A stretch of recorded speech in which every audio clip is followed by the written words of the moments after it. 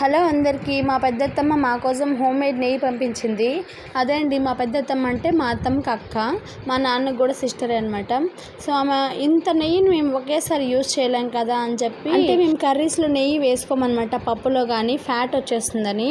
అందుకని మా అత్తమ్మ కరివేపాకు పొడి చేయమంటే ఫ్రెష్ కరివేపాకు పొడి అయితే తీసుకొచ్చాను. విలేజ్లో కరివేపాకు ఎక్కడ చూసినా కుప్పలు కుప్పలుగా దొరుకుతాయి కదా. మా ఇంటి దగ్గర అయితే ఎంత పెద్ద చెట్టు ఉందో మా పెళ్ళైన కొత్తలో, అసలు చిన్నప్పటి నుంచి ఉంది. మా ఊర్లో ఏ ఇంటి దగ్గర ఏ ఫంక్షన్ అయినా మా ఇంటి దగ్గర నుంచే కరివేపాకు తీసుకెళ్లేవాళ్ళు. కానీ ఇప్పుడు మా ఇంటి దగ్గర ఏ ఫంక్షన్ అయినా పక్కింటికి వెళ్ళాల్సి వస్తుందన్నమాట. ఫారిన్లో కరివేపాకు చెట్టు ఉన్న వాళ్ళు కోటీశ్వర్లు అంట అని అనుకుంటే మనం ఎంతమంది కోటీశ్వర్లు అయినట్టు అప్పుడప్పుడు అనిపిస్తుంది. కరివేపాకు చెట్టు తీసుకెళ్లి ఫారిన్లో పెట్టుకుందామా. మేము ఆవును పట్టుకున్నప్పుడు స్టార్టింగ్లో ప్లేస్ లేదని ఆవును ఆ చెట్టుకి కట్టేసే వాళ్ళము. అది మలమూత్ర విసర్జన చేయడం వల్ల ఆ చెట్టు అలాగే నాశనం అయిపోయింది. అది నాశనం అయ్యే వరకు మేము రియలైజ్ అవ్వలేదన్నమాట ఇందువల్లే అని. ఆఖరికి చెట్టును మొత్తాన్ని కోల్పోయాము. అదంతా ఇప్పుడు ఎందుకు కానీ, ఈ కరివేపాకు పొడి బాలింతలు మాత్రమే తినేవాళ్ళు, లేకుంటే ఆపరేషన్ గాయపడిన వాళ్ళు తింటారనుకునేదాన్ని నేను ఒకప్పుడు.